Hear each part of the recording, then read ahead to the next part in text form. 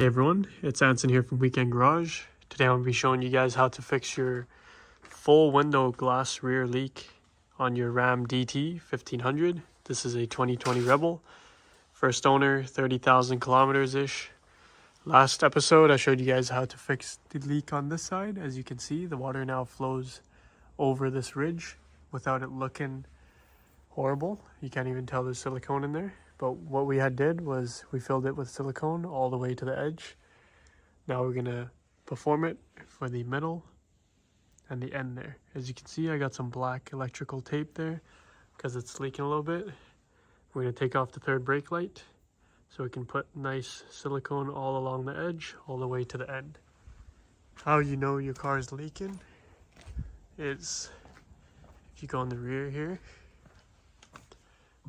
So as you can see, there's no cracks on the plastic frame as this is the replacement reinforced glass. However, it is still leaking on the edges and on the top. And I've got ceramic tint on here, so I don't want to get it replaced and having to retint the ceramic glass again at my cost, knowing that it is going to leak again in a few months. What I've got here is some electrical tape, which we're going to peel off. And we're going to put some painter's tape and get it prepped and ready for silicone, which has resolved the issue on that side. So there are 0 leaks on my previous episode where I showed you guys how to repair that side. Now that side is perfectly dry. There's not a single drop of water. Now we're going to do some preventative maintenance and precaution on this side. Another way to troubleshoot where your water is coming from is you can either use a garden hose or wait till it rains. You can just touch the area. If it's wet here, that's your third brake light. Mine has been dry, thankfully. If it's wet on the sides here or your seat, then it's this side of the window, and vice versa. If it's wet over there, it's that side. It's better just to silicone the whole thing, because eventually, if it's not leaking now, it will leak eventually. And there's a 10-year extended warranty on all DT models. So if you don't want to do it yourself, you can take it to the dealer and play the game. Back and forth diagnosis and waiting for the parts to arrive and scheduling for your truck to get dropped off. But if you want to follow my guide, which will fix it easily within 30 minutes, then tag along. So what you're going to need is some Permatex glass sealant, flowable silicone. This is made specifically for windshield corners and sealants for in and around your glass. We got 2 tubes just in case I need 2. You can do 1 depending on how little you use. You need some 3M tape, painter's tape, so you can get a clean finish on your silicone application, and a Phillips. We're going to take the third brake light off so we can apply it on the edge. This has a 10-year extended warranty as well if it's leaking. And once you pull it out, release the clip right there. It's held in by 2 plastic guides on each end, here and here. Slides right out. Now's a good time to change your bulbs too, if needed.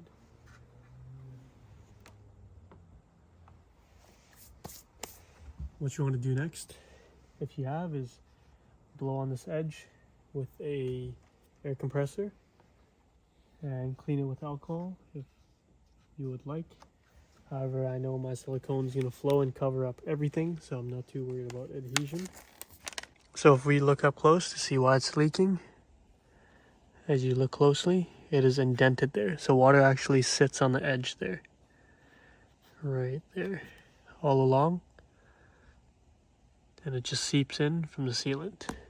As you can see, that is not going to be the case anymore, as we've got sealant and have that run all the way along here, so water actually flows over and not hang out and sit on top of the sealant there. So water is just going to flow over, as you can see the water marks, instead of flowing in, sitting there and gathering and seeping into the vehicle. So now we're going to prep it with some tape so we can get a clean line.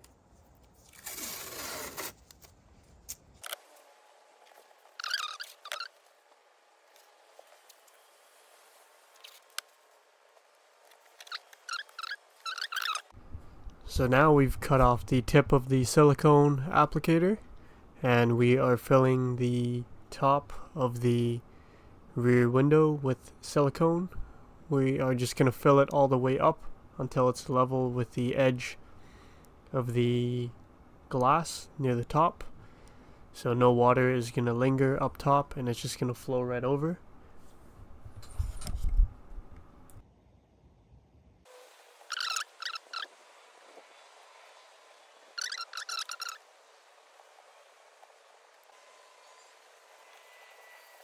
As you can see, the edges are not all now filled up. There's no more dents where the water could store. It is now fully covered with this glass sealant. You could fill it all the way up so it's level if you want. And now we're going to continue. I might finish this tube off here just to make it level and then use the other tube for that side. This is what it should look like once you've fully sealed the area. No more indents and inconsistent finishes. Now we're going to continue that side. You could go around the shark fin antenna if you want to, if it's leaking there, but I think mine is good so far. So now we're going to work on that side. So one tube will run you 1/3 of your rear glass. So if you want to do this full thing filled to the brim like I have, you need 3 tubes. Now opening up the second one, same thing as the first. Reverse cap, break the lid open, put your nozzle on, and then we can cut the tip at an angle.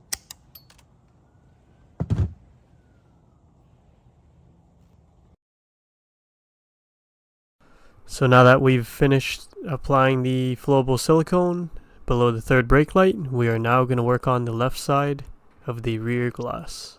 Same steps, just squeeze it in the gap and it'll automatically level out. Here's a close-up shot of what it's like to fill it up with silicone.